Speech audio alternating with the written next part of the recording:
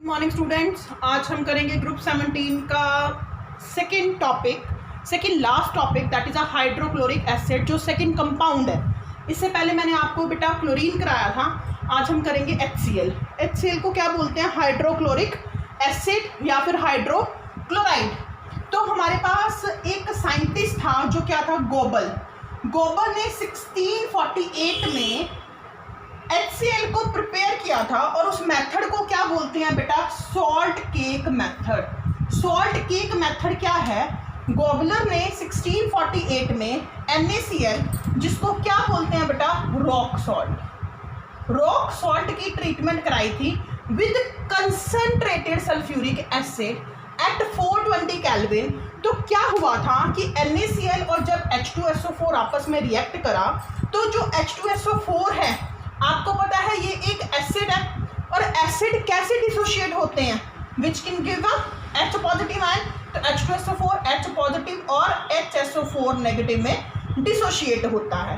तो इसमें H2SO4 में से HCl के साथ मिलके HCl बनाएगा और NaHSO4 के साथ मिलके सोडियम हाइड्रोजन सल्फेट बनाएगा, जो इनसॉल्युबल था, जो प्रेसिपिटेट की फॉर्म में रिएक्शन में नीचे सेटल डाउन हो गया था। तो उन्होंने उसकी फर्दर रिएक्शन कराई with sodium chloride at 823 kelvin. तो जिसमें से H और Cl HCl बना के बाहर निकले और Na 2 टाइम्स आया, Na2SO4 फॉर्म की फॉर्म में बाहर निकल गए, जिसका हम यूज करते हैं फॉर मेकिंग अ पेपर बनाने में। पेपर इंडस्ट्रीज में सोडियम सल्फेट का यूज करते हैं और इस प्रोसेस को क्या बोल दिया गया बेटा? क्राफ्ट प्रोसेस क्या था? जिसमें सोडियम सल्फेट और HCl बनता है जब हम रॉक सॉल्ट को कंसंट्रेटेड सल्फ्यूरिक एसिड के साथ ट्रीट कराते हैं। क्लियर है बेटा? उसके बाद सेकंड हमारे पास एक डेवी साइंटिस्ट आए थे। डेवी ने, आपको मैंने क्लोरीन में भी बताया था, उसने क्लोरीन के एलिमेंटल नेचर को एक्सप्लेन करा था। तो डेवी को एक्चुअल में जो आइडिया आया था क्लोरीन के बारे में, वो यहीं से आया था। डेवी ने 1810 में क्या किया था, उसने जो हाइड्रोजन क्लोराइड है उसके नेचर को एक्सप्लेन करा था। उसने कहा था कि हम हाइड्रोजन क्लोराइड को डायरेक्ट प्रिपेयर कर सकते हैं। हाइड्रोजन गैस और क्लोरीन गैस को अगर हम डायरेक्ट ऐड कर दें, दोनों की हम डायरेक्ट कॉम्बिनेशन कर दें, तो डायरेक्ट कॉम्बिनेशन से हमें HCl मिल जाएगा। यहीं से उसको उन्होंने कहा कि क्लोरीन भी कोई एक एटम है, क्लोरीन भी एक एलिमेंट फॉर्म में एग्जिस्ट करता है। तो इसके बाद उसने क्लोरीन के नेचर को, एलिमेंटल नेचर को एक्सप्लेन किया था। याद रखना बेटा, डेवी ने elemental nature of a chlorine को एक्सप्लेन करा था और उसने डायरेक्ट प्रिपरेशंस दी थी हाइड्रोक्लोरिक एसिड की। वो कैसे बना सकते हैं? H2 को Cl2 से ऐड करेंगे डायरेक्टली, तो it is change into a 2HCl। अब आते हैं उसकी फिजिकल प्रॉपर्टीज पे। फिजिकल प्रॉपर्टीज की अगर हम बात करें तो HCl क्या होता है बेटा? कलरलेस। सेकंड, इसकी पंजेंट स्मेल होती है। थर्ड, इसका बॉइलिंग पॉइंट 189 केल्विन होता है and the freezing point is 150 kelvin. एक बहुत ही मोस्ट इंपॉर्टेंट पॉइंट है कि जो HCl है वो गैस की फॉर्म में होता है एट रूम टेम्परेचर। बट अगर हम लैब्स में देखें, लैब्स में हम HCl को as a laboratory reagent use करते हैं, तो वो HCl कौन सी फॉर्म में होता है? एक्वस फॉर्म में होता है। HCl एक्वस फॉर्म में ही लिक्विड की फॉर्म में होएगा, अदरवाइज वो रूम टेम्परेचर पर गैस की फॉर्म में होगा। क्यों? क्योंकि उसका जो टेम्परेचर है बॉइलिंग पॉइंट का, वो 0 डिग्री सेल्सियस से भी कम है, जो कितना है? 189 केल्विन है। उसके बाद अगर हम HCl की सॉल्युबिलिटी की बात करें तो HCl वाटर में सॉल्युबल होता है, तभी उसका एक्वा सोल्यूशन बनता है, तभी HCl वाटर में डिसॉल्व होकर H पॉजिटिव देता है। तो ये इसकी फिजिकल प्रॉपर्टीज थी। अब हम करेंगे केमिकल प्रॉपर्टीज। केमिकल प्रॉपर्टीज में सबसे पहली बात, आप देखो 7th 8th 9th क्लास से बेटा पढ़ते आते हो कि HCl क्या है? It is a acidic in nature. अब वो एसिडिक इन नेचर क्यों है? When HCl is dissolved in a water, it give a H positive ion. तो ऐसी जो फर्स्ट केमिकल प्रॉपर्टी है वो क्या है? Acidic nature of HCl। जब हम HCl को वाटर में डिसॉल्व करेंगे तो ये जो H2O है, या फिर अगर हम HCl की बात करें तो HCl को जब वाटर में डिसॉल्व करेंगे तो ये क्या किस में टूटेगा, H positive and Cl negative में। तो ये H2O के साथ रिएक्ट करके H3O पॉजिटिव, जिसको क्या बोलते हैं बेटा, हाइड्रोनियम आयन प्रिपेयर करेगा और Cl नेगेटिव बाहर निकल जाएगा। अगर हम HCl की बात करें, HCl क्या है बेटा, एक एसिड, इसने H को डोनेट किया तो क्या बन गया, Cl नेगेटिव। तो Cl नेगेटिव क्या है, कॉन्जुगेट बेस। अगर ये कॉन्जुगेट बेस है, ऐसी अगर ये एसिड है तो H2O का नेचर कैसा होगा, बेस, और बेस का उल्टा ये H3O पॉजिटिव का नेचर कैसा होगा, कॉन्जुगेट एसिड, और Cl का नेचर कैसे होगा बेटा, कॉन्जुगेट बेस। हमें एसिडिक नेचर कैसे पता चलता है, इनकी एक वैल्यू होती है, आप ऑर्गेनिक में भी करोगे, आपने फर्स्ट चैप्टर में कर रखा है, इनकी एक डिसोसिएशन कांस्टेंट वैल्यू होती है।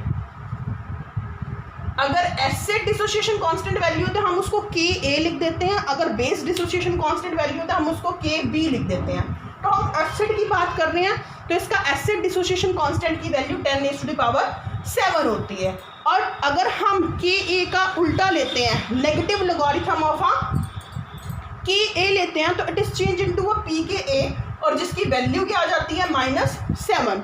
और आपने ये एक ट्रिक है बेटा याद रखनी है, ऑर्गेनिक में ये बहुत ही ज़्यादा यूज़ होगी कि जितनी कम pKa की वैल्यू होती है उतना स्ट्रॉन्ग क्या होता है, एसिड। तो अगर हम इसकी pKa वैल्यू को देखें तो इसकी pKa वैल्यू कितनी है बेटा, -7, जो बहुत ही कम है। तो और ये क्या है, एक स्ट्रॉन्ग एसिड। उसके बाद हम सेकंड करेंगे केमिकल प्रॉपर्टी। अब सेकंड केमिकल प्रॉपर्टी देखो, रिएक्शन विद एसिड। बेटा आपने 10th क्लास में भी किया हुआ है कि जब मेटल एसिड के साथ रिएक्ट करती है तो क्या बनाती है, salt and hydrogen gas revolve होती है। अब इसका एग्जांपल करेंगे, आप कोई भी मेटल ले सकते हो, मोस्ट एक्टिव मेटल जैसे जिंक, कोई भी एसिड ले लो। जैसे हम कौन सा एसिड लेंगे यहाँ पे, HCl, क्योंकि हम केमिकल प्रॉपर्टीज HCl की कर रहे हैं तो हम यहाँ पर एसिड को HCl ही मानेंगे। जिंक HCl के साथ रिएक्ट करके ZnCl2 प्लस हाइड्रोजन गैस को रिलीज कर देता है। अब Cl भी 2 टाइम्स है, H भी 2 टाइम्स है, तो यहाँ पे हम क्या ले लेंगे, 2। आप कोई और एग्जाम्पल लिखना चाहो वो भी लिख सकते हो, जैसे Fe HCl के साथ रिएक्ट करता है, it form FeCl2 plus hydrogen gas release हो जाती है, it form a ferrous chloride, इसमें भी 2 टाइम। तो you can react any metal with a acid to form a salt and hydrogen gas. आप इसके साथ मोस्ट रिएक्टिव मेटल सोडियम की, एल्यूमिनियम की, पोटाशियम की, निकल की, किसी भी मेटल की रिएक्शन करोगे HCl के साथ तो वो सॉल्ट और हाइड्रोजन गैस को रिलीज करेगी। तो आप कोई भी एक एग्जाम्पल कर सकते हो। नेक्स्ट है आपके पास reaction with salt of a weak acid. देखो हम कह रहे हैं कि HCl ने रिएक्ट करना है बेटा, HCl ने किसके साथ रिएक्ट करना है, सॉल्ट ऑफ वीक एसिड। अब वीक एसिड आपको पता कौन से होते हैं, अगर हम वीक एसिड की बात करें तो जैसे हमारे पास कार्बोनिक एसिड है H2CO3, this is a carbonic acid. Carbonic acid क्या है, वीक। अब हमने इसका सॉल्ट बनाना है, तो हम इसका सॉल्ट कैसे बनाएंगे, अगर हम इसके H को रिप्लेस कर देंगे विद एनी मेटल, तो मैंने इसको सोडियम से रिप्लेस कर दिया तो इट फॉर्म अ Na2CO3, तो it form a salt of weak acid. Example आप इसका फास्फोरिक एसिड से भी कोई भी सॉल्ट बना सकते हो बेटा, एसिटिक एसिड से कोई भी सॉल्ट बना सकते हो, phosphoric acid, carbonic acid, acetic acid, formic acid, hydrogen cyanide, ये सारे वीक एसिड हैं। तो आप उनके H को अगर किसी भी मेटल से रिप्लेस करोगे तो it form a salt of weak acid. तो इसके साथ रिएक्ट होके क्या रिलीज करेंगे, जैसे लेट्स सपोज मैं एग्जांपल ले लेती हूँ कि HCl रिएक्ट कर रहा है सोडियम कार्बोनेट के साथ। बहुत ही सिंपल रिएक्शन है, आपने ये 10th क्लास में करी हुई है। तो क्या बनेगा, NaCl के साथ बाहर चला जाएगा, NaCl, CO3, कहीं पर भी कार्बोनेट होता है तो इसमें से कौन सी गैस निकलती है बेटा, CO2। अब एक ऑक्सीजन रह गया और H2O बन जाएंगे। अब यहाँ पर Na 2 टाइम्स था, यहाँ पर एक बार है तो यहाँ पे 2 लिख दिया, Cl2 हो गया तो यहाँ पे Cl भी 2 कर दिया, H 2 टाइम्स और एक ऑक्सीजन वाटर की फॉर्म में बाहर निकल गया। आप HCl की रिएक्शन बेटा NaHCO3 के साथ भी कर सकते हो, ये भी सॉल्ट ऑफ वीक एसिड है, सोडियम हाइड्रोजन कार्बोनेट। इसमें भी क्या बनेगा, same NaCl plus H2O plus CO2। तो ये रिएक्शन ऑलरेडी बैलेंस है, Na और Cl बाहर चले गए, 2H एक ऑक्सीजन के साथ बाहर चला गया और CO3 में से कौन सी गैस बाहर निकल गई बेटा? CO2। तो this is the reaction of a acid with salt of a weak acid. अब हम फोर्थ केमिकल प्रॉपर्टी करेंगे। नेक्स्ट देखो fourth, precipitation reaction. Precipitation reaction में क्या होता है बेटा? आपके पास जैसे सॉल्ट, आप सोडियम, लेड और मर्करी किसी भी मेटल का सॉल्ट लेते हो, जैसे लेट्स सपोज मैं सिल्वर का सॉल्ट ले लेती हूँ AgNO3, this is a salt of a silver. जब ये HCl के साथ रिएक्ट करता है तो क्या बनाता है? ये सिल्वर क्लोराइड के प्रेसिपिटेट। प्रेसिपिटेट के लिए हम डाउनवर्ड एरो यूज करते हैं और इसके प्रेसिपिटेट कौन से कलर के होते हैं? वाइट कलर के प्रेसिपिटेट बनते हैं, जिनको हम शॉर्ट फॉर्म में PPT बोल देते हैं। प्रेसिपिटेट होते क्या हैं? It is a insoluble mass which is settle down in a solution. और क्या निकल जाएगा बेटा? अगर Ag के साथ Cl जुड़ गया तो क्या रह गया? HNO3। ऐसे ही अगर आपने सिल्वर का नहीं लेना तो कोई भी एक एग्जाम्पल करना बेटा, मैं आपको पॉसिबिलिटी बता रही हूँ। आप लेड नाइट्रेट ले सकते हो, Pb के ऊपर 2 पॉजिटिव चार्ज होता है, NO3 के ऊपर 1 होता है, तो this is lead nitrate, HCl के साथ जुड़ेगा, क्या बनाएगा? PbCl2 lead chloride. इसके भी प्रेसिपिटेट का बेटा वाइट कलर होता है और क्या बाहर निकल जाएगा? HNO3। H एक बार, NO3 2 टाइम्स है, 2 आ जाएगा और HCl भी 2 आ जाएगा। तो this is a precipitation reaction. उसके बाद हमारे पास फिफ्थ है रिएक्शन विथ रॉयल एसिड, या फिर हम कह सकते हैं रिएक्शन विथ HNO3 और you can say aqua regia. This is a fifth chemical properties. देखो अगर बेटा हम बात करें मेटल्स की, जो मेटल्स लीस्ट रिएक्टिव है, लीस्ट रिएक्टिव मेटल कौन सी है बेटा? Silver, gold, platinum. Least reactivity होने की वजह से हम इन्हीं मेटल्स को यूज़ करते हैं for making a jewelleries, for making a ornaments. तो तभी हम अगर ज्वेलरीज को बहुत सालों से पहनते हैं, जैसे गोल्ड की ज्वेलरी है, सिल्वर की ज्वेलरी है, तो उनके ऊपर जंग नहीं लगता because they are a least reactive. और अगर हम लीस्ट रिएक्टिव मेटल्स की बात करें तो ये जो लीस्ट रिएक्टिव मेटल है ये एक इंडिविजुअल अकेला सॉल्ट, अकेला एसिड है कोई भी, चाहे वो HCl है बेटा, चाहे वो HNO3 है, चाहे वो H2SO4 है, जितना मर्जी स्ट्रॉन्ग एसिड हो, ये least reactive metals in acid के साथ रिएक्ट नहीं करती। क्यों? क्योंकि ये मेटल्स क्या है? रिएक्टिविटी सीरीज में सबसे नीचे आती हैं। तो इन मेटल्स को डिसॉल्व करने के लिए हम कह सकते हैं इनको कि these are the royal metal.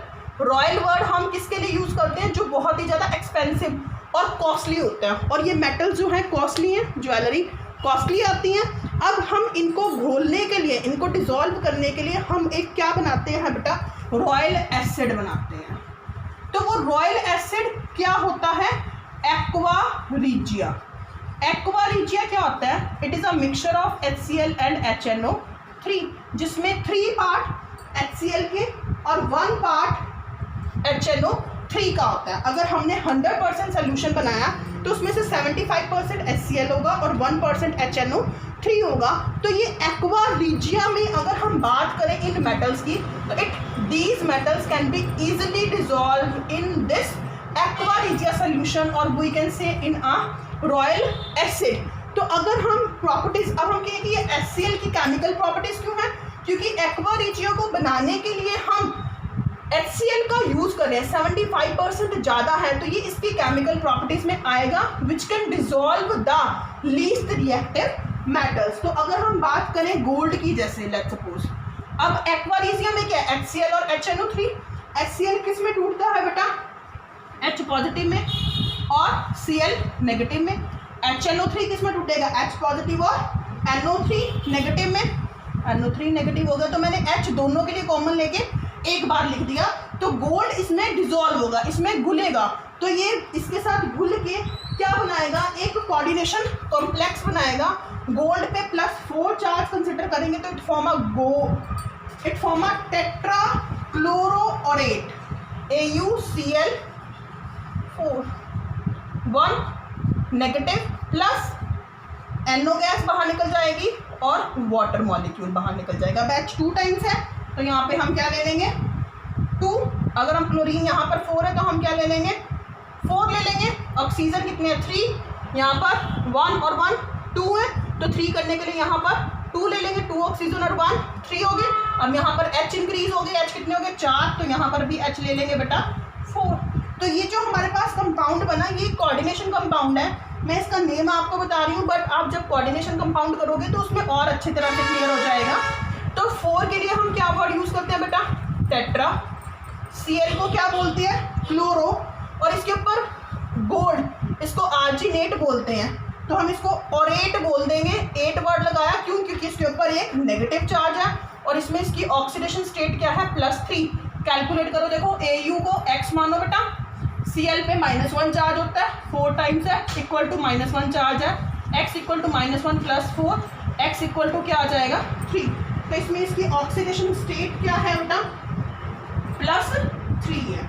इसी के साथ साथ आपकी केमिकल प्रॉपर्टीज फिनिश हो गई हैं HCl की, हाइड्रोक्लोरिक एसिड की। अब हम करेंगे हाइड्रोक्लोरिक एसिड के यूज़। अब देखो बेटा यूज़ करेंगे HCl के। फर्स्ट यूज़ क्या है, it is use for making a manufacturing of a metal, chlorines and ammonium chloride etcetera. बहुत सारे कंपाउंड बना सकते हैं। हमने जो केमिकल रिएक्शंस करी हैं हमने उसमें बहुत अलग अलग कंपाउंड बनाए हैं। Second use is that in cleaning the surface of a metal like iron और टिन। जब मेटल है, मेटल के सरफेस के ऊपर बेटा एक कोरिजन की लेयर डिपॉजिट हो जाती है, तो उस लेयर को रिमूव करने के लिए हम इंडस्ट्रीज में HCl का यूज़ करके उनके ऊपर से जो ऑक्साइड की लेयर होती है या केमिकल की लेयर होती है उनको रिमूव कर देते हैं। तो हम HCl को यूज़ करते हैं for cleaning the surface of a metal. Next in the preparation of a aqua regia, आपको अभी बताया था जो HCl और HNO3 का मिक्सचर है 3:1 में, to dissolve the noble metal. Noble metal क्यों बोला, क्योंकि ये मेटल्स किसी और के साथ रिएक्ट नहीं करती हैं, ये लीस्ट रिएक्टिव मेटल्स हैं। In medicines, in making a medicines HCl का यूज़ करते हैं as a laboratory reagents, lab में यूज़ करते हैं इसको फॉर मेनी रिएक्शंस। इसी के साथ बेटा आपका hydrochloric acid is finished, only the one topic that is a oxo acid is left of a group 17। उसके बाद group 17 हम ख़त्म कर लेंगे। आपको कोई भी डाउट होगा you can ask, comment, like and subscribe the channel। Thank you and have a nice day। Bye bye everyone।